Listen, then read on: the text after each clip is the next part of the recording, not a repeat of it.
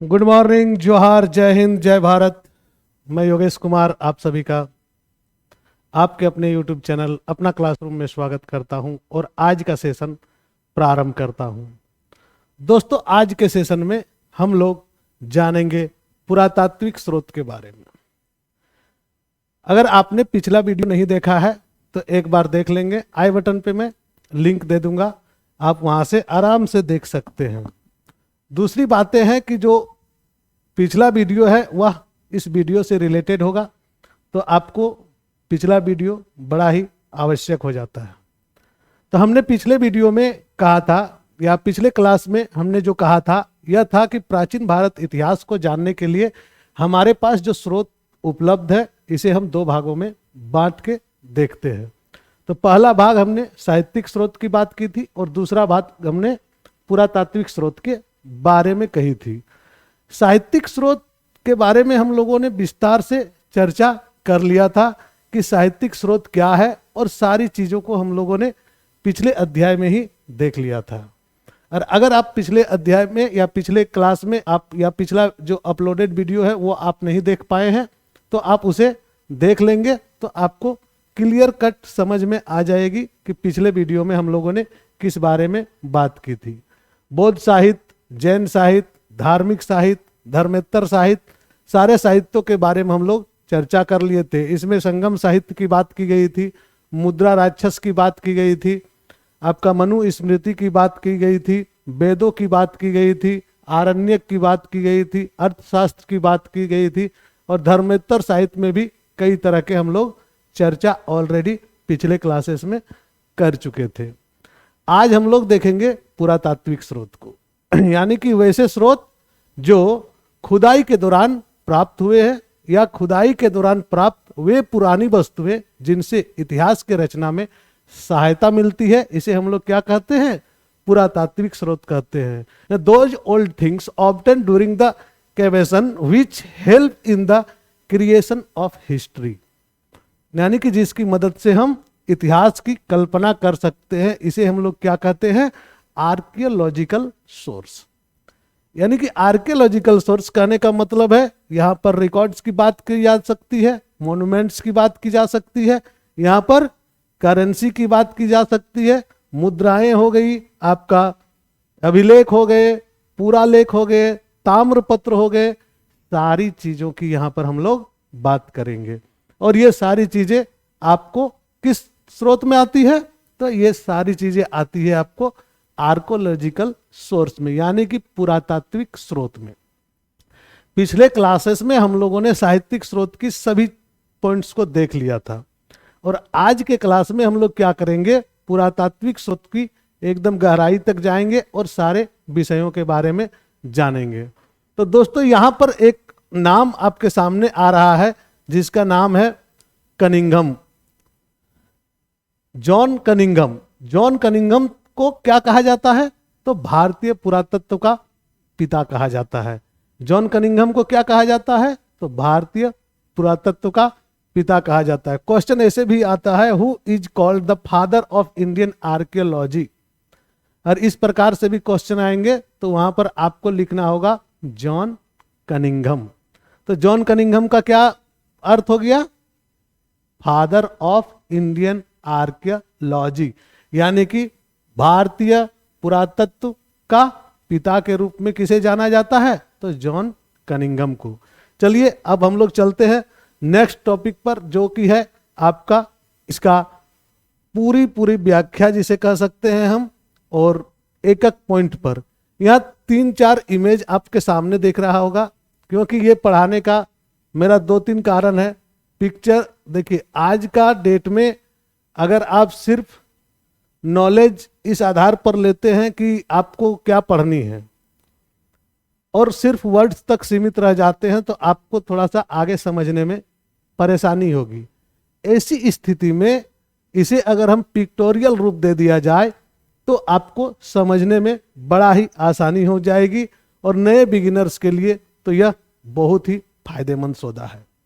तो यहाँ पर नए बिगिनर्स के लिए ही हमने इमेज क्रिएट किए हैं, और इन इमेजों के जरिए भी आप लोगों को चर्चा की जाएगी।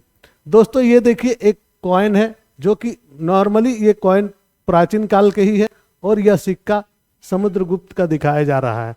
यह इससे भी प्राचीन सिक्का है जो सुमेरियाई सभ्यता की है, सुमेरिया की सभ्यता की ये सिक्के दिखाए जा रहे हैं। नेक्स्ट जो सिक्के हैं ये है चंद्रगुप्त मौर्य के समय के सिक्के हैं, और चंद्रगुप्त मौर्य के काल के सिक्के समझ में आते होंगे आप लोगों को। दोस्तों कई तरह की चर्चाएं बीच बीच में हम लोग करते ही रहते हैं और करते रहेंगे ताकि आपको समझ में आ जाए करेंसी और सिक्कों से किस प्रकार से हमें जानकारी मिलती है, इस बारे में पहले थोड़ा सा चर्चा कर लेते हैं। तो कहा जाता है कि सिक्के जो है स्वयं अपनी परिभाषा बताते हैं। कैसे बताते हैं सिक्के? अगर किसी काल में सिक्कों की क्वालिटी उच्च कोटि की हो तो जान लीजिए कि वहां की आर्थिक स्थिति बहुत ही बढ़िया थी। उस स्थान की नहीं, उस साम्राज्य का आपकी व्याख्या कर देती है। सिक्कों का मिलना उसके क्षेत्र की व्याख्या कर देती है। सिक्कों का दूसरे देशों में मिलना उसके व्यापार की व्याख्या कर देती है। यानी कि सिक्के आपको प्राचीन सभ्यता को जानने के लिए कई तरह के राज आपके सामने निकाल के लाते हैं। मुद्रा या सिक्का, ये सारी चीजें ऐसी चीजें हैं जिसके बारे में जानकारी मिलने से आप कह सकते हैं कि उन क्षेत्रों को का यहां पर आगमन होता था या आना जाना लगा हुआ था। आज के डेट में अगर हम ग्लोबल बात करें तो अगर भारत के किसी घर में डॉलर्स मिले तो आप ये समझते होंगे कि उनका कोई न कोई सदस्य तो बाहर में काम कर रहा है, यानी अमेरिकन कंट्री में काम कर रहा है, जिसके कारण से इनके यहाँ डॉलर्स आ रहे हैं।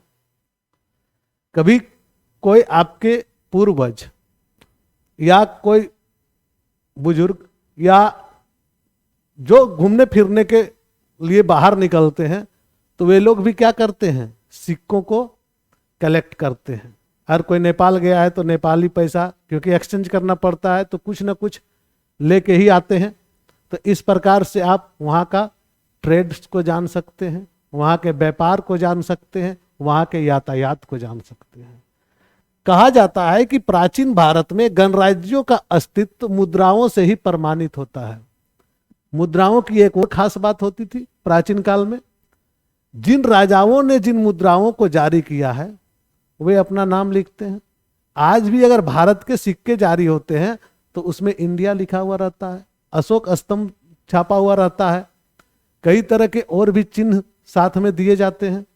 तो ये सारे जो चिन्ह हैं, ये चिन्ह यह बताते हैं कि भारत की सभ्यता और संस्कृति क्या है, यहाँ का राष्ट्रीय चिन्ह क्या है। उसके नीचे में ईस्वी सन भी रहता है, वह बताता है कि किस साल में यह सिक्का बना है। तो इससे उस काल के पीरियड का भी हमें जानकारी मिल जाती है।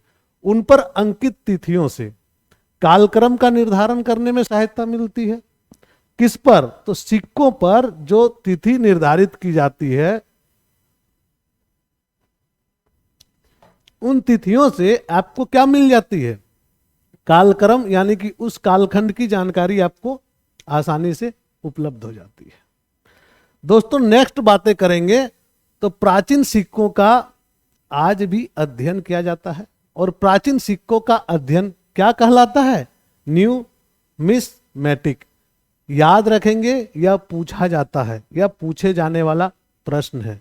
न्यूमिस्मेटिक का मतलब होता है प्राचीन काल के सिक्कों का अध्ययन करना, यानी कि प्राचीन काल में जो सिक्के हैं उसको अध्ययन करने की कला क्या कहलाती है, न्यूमिस्मेटिक।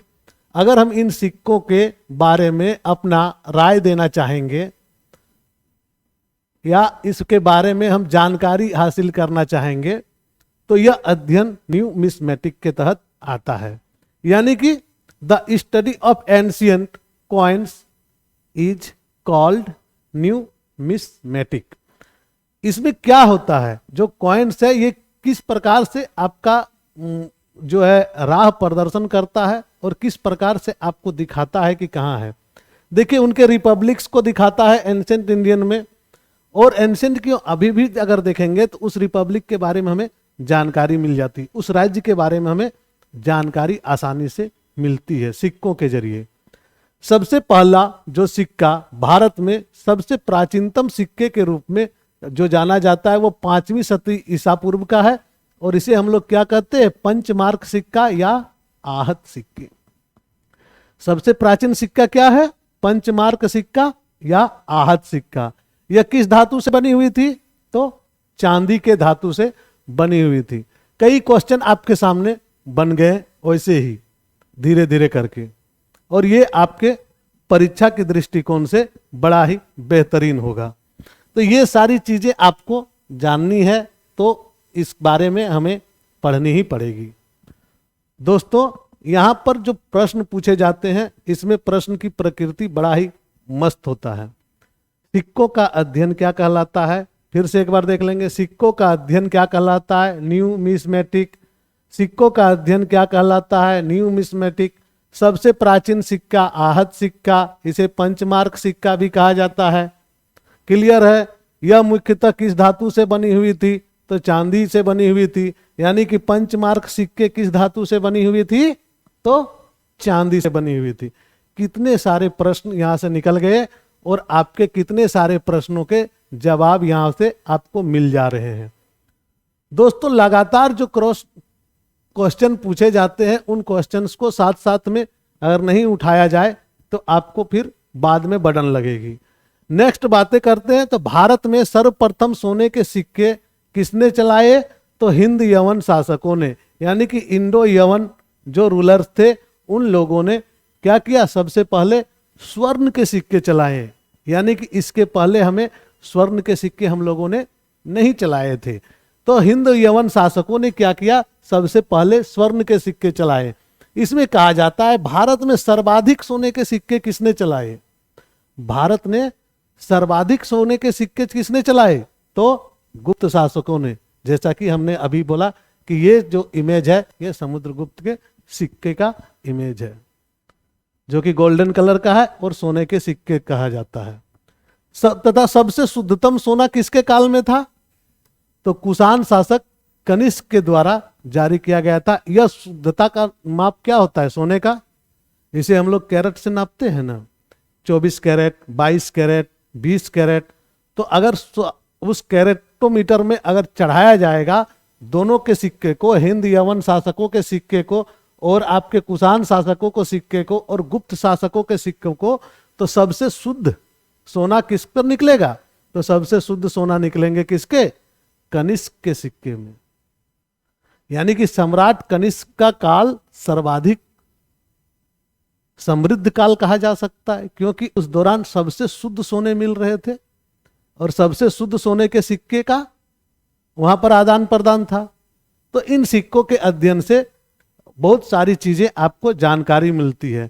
एक क्वेश्चन आया था, सीसा और पोटिन का सिक्का किन शासकों के द्वारा जारी किया गया था। सीसा और पोटिन के सिक्के किन शासकों के द्वारा जारी किए गए थे, तो सीसा और पोटिन का सिक्का अगर बात करेंगे तो यह जारी किया था सातवाहन शासकों ने। सातवाहन शासकों ने किसका सिक्का जारी किया था, सीसा और पोटिन का। और सांकेतिक मुद्रा किसने जारी किया था मध्यकालीन भारत में, याद करेंगे, रिलेट करेंगे, सांकेतिक मुद्रा किसने जारी किया था। आप लोगों के लिए यह सवाल है, आप लोग कमेंट पे डालेंगे। सांकेतिक मुद्रा किसने चलाया था मध्यकालीन भारत में, कहते इन्होंने सोने के सिक्के जारी नहीं किए। यानी कि सातवाहन शासकों ने सीसा और पोटिन से मिक्स सिक्के जारी किए, लेकिन सोने के गोल्ड के सिक्के जारी नहीं किए। इससे क्या पता चलता है, इससे ये बात पता चलती है कि उन लोगों को या तो सोने की जानकारी नहीं थी, या तो फिर उनकी आर्थिक व्यवस्था उतनी सुदृढ़ नहीं थी, इसलिए वे मिक्स सिक्के चला रहे थे। सर्वाधिक सिक्के मौर्य काल के बाद यानी कि मौर्योत्तर काल में मिला, और सबसे कम सिक्के गुप्तोत्तर काल में मिला। यानी कि सर्वाधिक सिक्के अगर हम कहेंगे किस काल का है, अभी जो हमें ज्ञात है उसमें किस काल के मिले हैं, तो मौर्य काल के बाद जो मौर्योत्तर काल है उस दौरान का हमारे पास सर्वाधिक सिक्के अवेलेबल है। और अगर हम कहेंगे कि सबसे कम सिक्के किस समय में मिला, तो गुप्त काल के पश्चात जो गुप्तोत्तर काल है उस काल में सबसे कम सिक्के मिले। ये कॉइन से रिलेटेड जो क्वेश्चंस आते हैं उन क्वेश्चंस के बारे में हम लोगों ने चर्चा किया। और नेक्स्ट पुरातात्विक स्रोत जो है, इस स्रोत का नाम है आपका अभिलेख।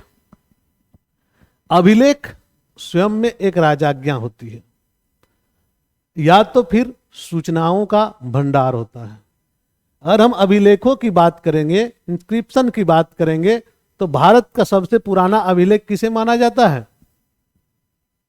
भारत का सबसे पुराना अभिलेख माना जाता है हड़प्पा के अभिलेख को, जिसे पढ़ने का बहुत प्रयास किया गया लेकिन अभी तक पढ़ा नहीं जा सका। और हड़प्पा के अभिलेख को पढ़ा जाता तो हमारे लिए कई तरह के जो सवाल मन में उठते हैं उन सवालों के जवाब मिल जा गया होता।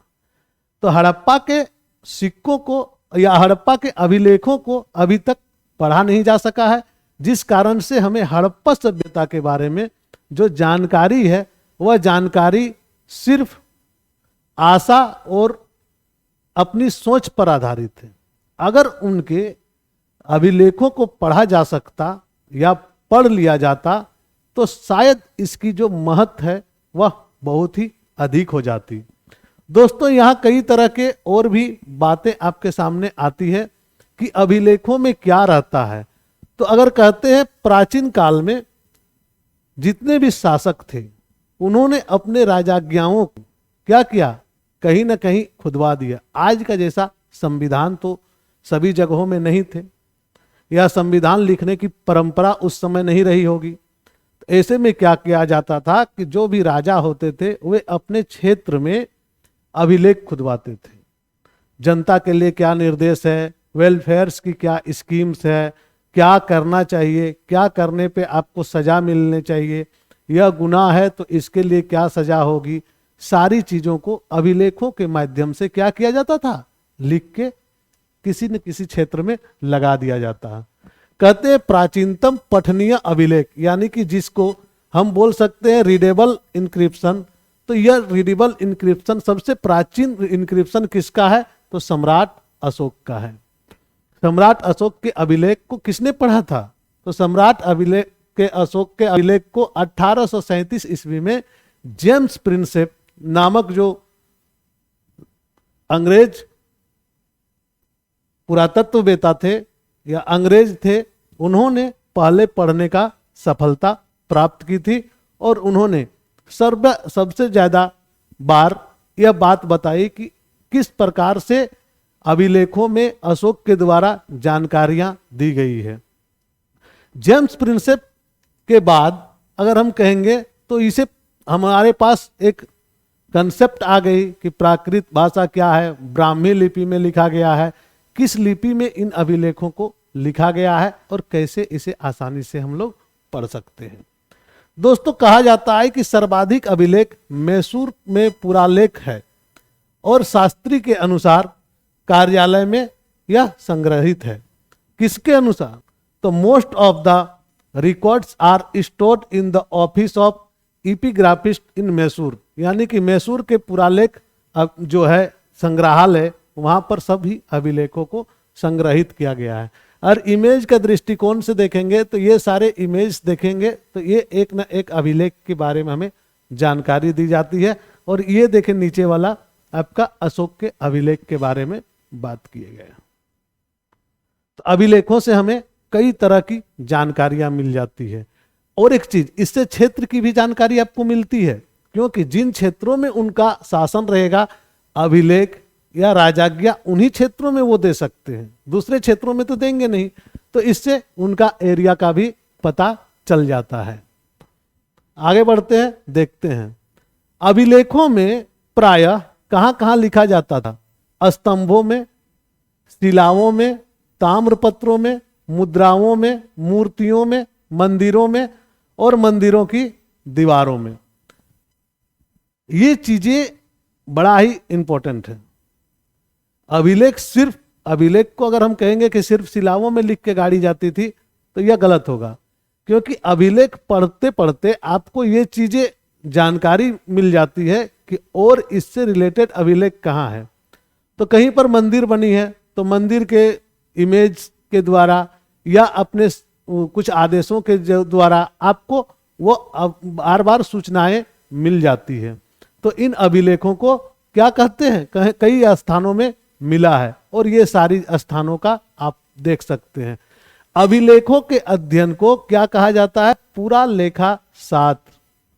पुरालेखा शास्त्र यानी कि एपिग्राफी। जो अभिलेख पढ़ते हैं इस कला को क्या कहा जाता है, एपिग्राफी। जो सिक्के के अध्ययन करते हैं उसे क्या कहा जाता है, तो न्यूमिस्मेटिक्स। नेक्स्ट क्वेश्चन को देखेंगे तो आपके सामने ये आता है कि अभिलेखों का अध्ययन करने वाले को क्या कहा जाता है। तो अभिलेखों के अध्ययन करने वाले को या अभिलेखों का अध्ययन के शास्त्र को क्या कहते हैं, एपिग्राफी। एपिग्राफी अभिलेखों के अध्ययन को क्या कहते हैं, तो एपिग्राफी। अभिलेखों के अध्ययन को क्या कहते हैं, एपिग्राफी। नेक्स्ट चलते स्मारक। स्मारक आज के डेट में भी बड़ा ही इंपॉर्टेंट रोल अदा करते हैं। यहाँ देखेंगे हम लोग 3 बहुत ही महत्वपूर्ण या आपका स्मारक का यहाँ पे इमेज दिया गया है। पहला इमेज दिया गया है तक्षशिला का, दूसरा इमेज हमने दिया है अंकोर वाट का और तीसरा इमेज हमने दिया है बोरोबुदुर का। दोस्तों ये तीनों ही इमेज बड़े ही इंपॉर्टेंट है। क्यों, क्योंकि तक्षशिला कुषाण वंश का इतिहास यहाँ से पता चलता है पूरी तरह से। तक्षशिला से यहाँ जितने भी अवशेष मिले हैं इससे एकदम कुषाण वंश की स्पष्ट जानकारी मिलती है। अंकोर वाट मंदिर चूंकि कंबोडिया में है, अंकोर वाट मंदिर चूंकि कंबोडिया में है और यहाँ पर अगर धार्मिक दृष्टिकोण से देखेंगे तो इसमें बुद्ध की प्रतिमा दिख रही होगी आपको। यानी कि भारत और कंबोडिया के बीच में रिलेशन स्थापित कर रही है यह अंकोर वाट की मंदिर। और अगर हम बोरोबुदुर की मंदिर बोलेंगे जो कि जावा में है, और यहाँ पर भी अगर आप देखेंगे तो यह जो आकृति है यह महात्मा बुद्ध की आकृति की जैसी ही आपको दिख रही है या है। मैं बहुत चीजों को थोड़ा सा आपके सामने रुक के बोलता हूं, इसका कारण यह है कि ये सारी चीजें रिलेटेड करने के लिए अच्छा है, लेकिन 100% लिखा नहीं जा सकता है। यहां से प्राप्त अनेक प्रतिमाओं से यह पता चलता है कि इन देशों से भारत के व्यापारिक तथा सांस्कृतिक संबंध थे।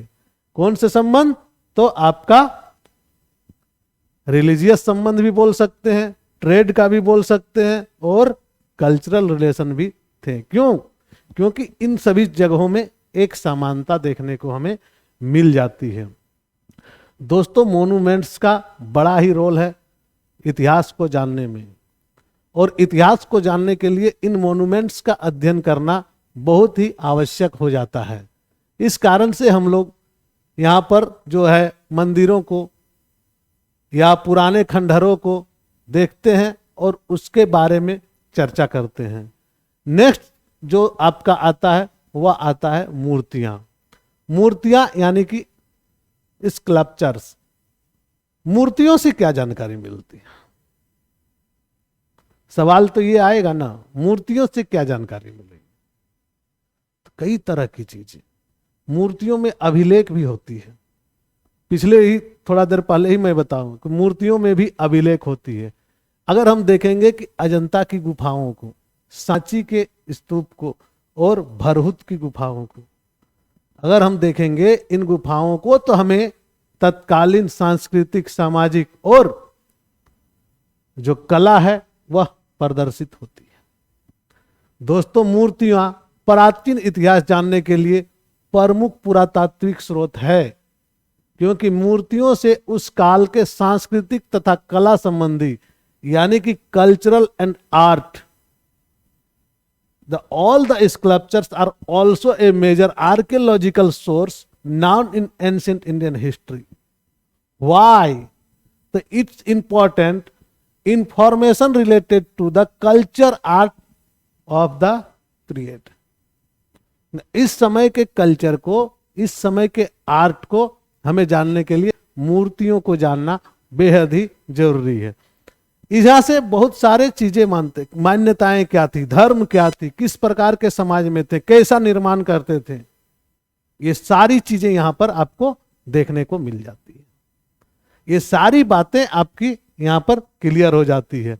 यहां पर देखेंगे तो एक चीजें और भी जानकारी मिलती है, इस पर किसका प्रभाव है, उन्हें किस अन्य विदेशी देशों का जो प्रभाव है, इस पर भी बातें यहां पर होती है। तो जैसे कि कहा जाता है कि कुषाण काल के मूर्तियों में सर्वाधिक प्रभाव किसका दिखता है, तो सर्वाधिक प्रभाव दिखता है किसका कुषाण काल में, यूनानी प्रभाव। कुषाण काल में जो मूर्तियां बनी है उसमें यूनानी प्रभाव दिखता है। तो ये पूछा जाता है प्रश्न कि कुषाण कालीन मूर्तियों में किस प्रभाव से प्रेरित है, तो यूनानियों से प्रेरित है।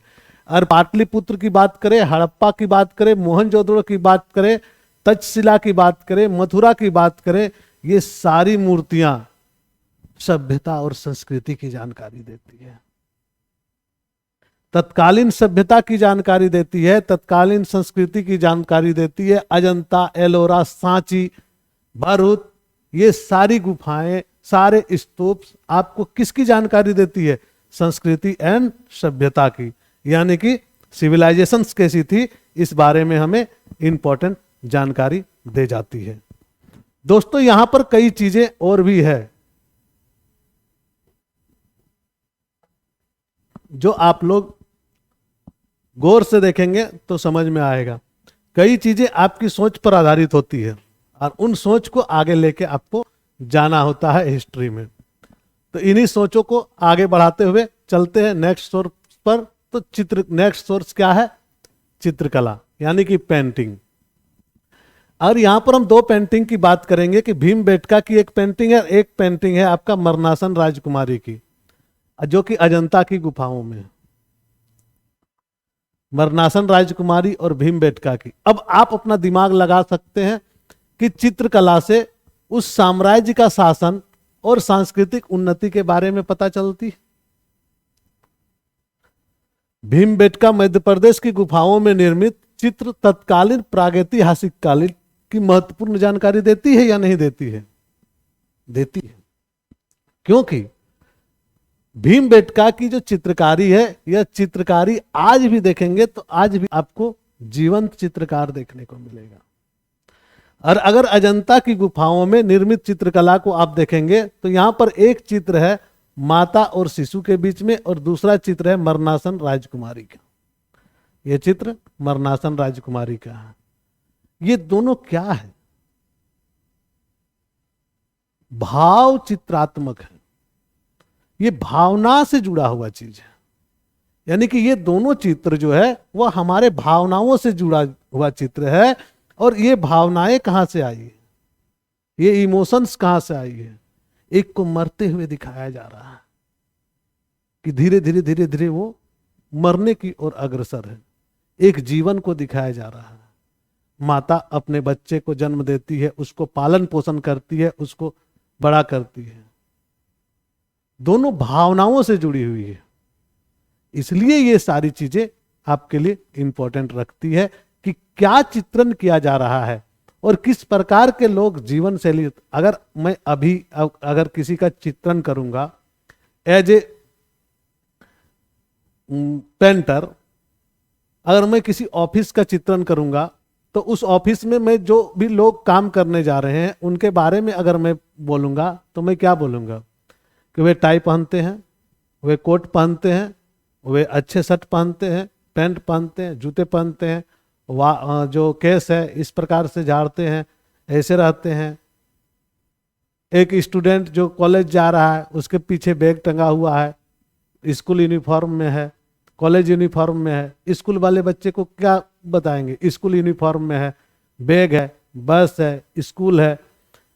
तो हम लोग तत्कालीन भावनाओं को, तत्कालीन स्थितियों को, तत्कालीन परिस्थितियों को देखते हुए ही चित्र करते हैं।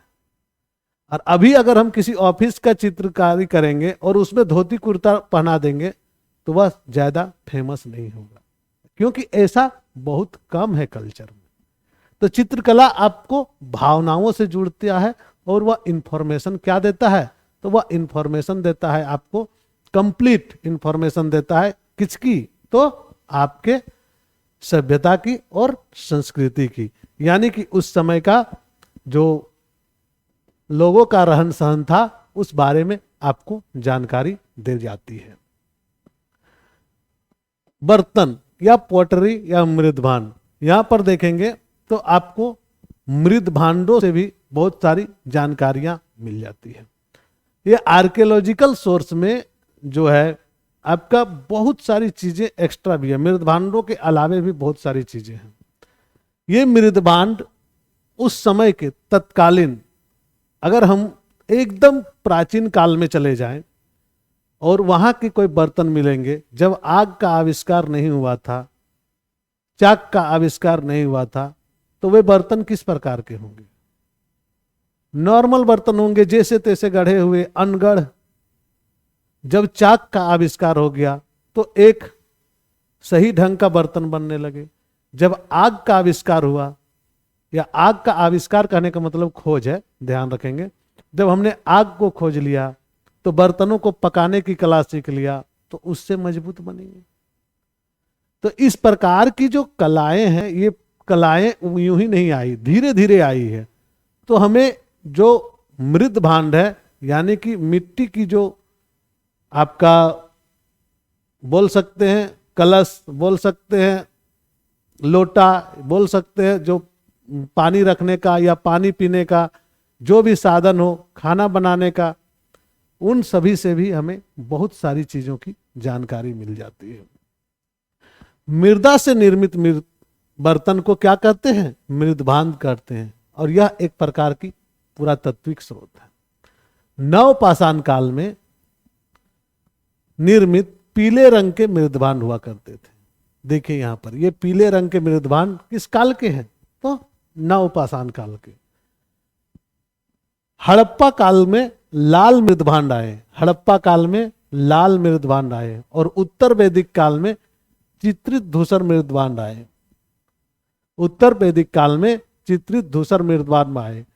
काले मृद भांड मौर्य काल की पहचान है। काले मृद भांड जो है वह मौर्य काल की पहचान है।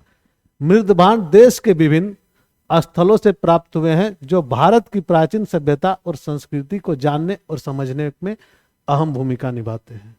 कहने का मतलब है कि मृद भांडों की क्वालिटी पर हम उसकी बारे में बात करते हैं, यानी कि मृद भांड की जो क्वालिटी है, उन क्वालिटियों के आधार पर हम उस स्थान को पहचान लेते हैं या उस जगह के बारे में बात कर लेते हैं जिन जगहों पर मृद भांड रहे हैं, और किस प्रकार के मृद भांड बने हैं, उससे वहां की कला, संस्कृति और साथ साथ में प्राचीनता, जानकारियां, सारी चीजों की हमें मिल जाती है। यानी कि अगर हम कहेंगे कि सभ्यता की और संस्कृति की अगर जानकारी मृद भांड से हमें मिल जाती, कैसा रहन सहन था, किस प्रकार से लोग निवास कर रहे थे, ये सारी चीजें आपको मृद भांडों से क्लियर मिलती है। यानी कि पॉटरी जो है यह एक प्रकार का आर्कियोलॉजिकल सोर्स कहा जा सकता है। इसके पश्चात हम लोग नेक्स्ट टॉपिक करेंगे, और इस बीच में आपके साथ एक रिक्वेस्ट है कि लगातार क्लास में बने रहेंगे, और इस चैनल पे जीएस के साथ साथ में झारखंड और खोरठा की भी क्लासेस जल्द स्टार्ट हो जाएगी। इतिहास को जानने के स्रोत बड़ा ही इंपॉर्टेंट रोल अदा करते हैं, और यहां से प्रश्न लगातार पूछे जाते हैं। तो इस चैप्टर को अगर कहीं भी समस्या हो तो आप कमेंट कर देंगे, और आपको उसके बारे में मैं फिर से जानकारी दूंगा कि क्या है नहीं है, इसलिए आपका कमेंट बहुत ही महत्वपूर्ण है।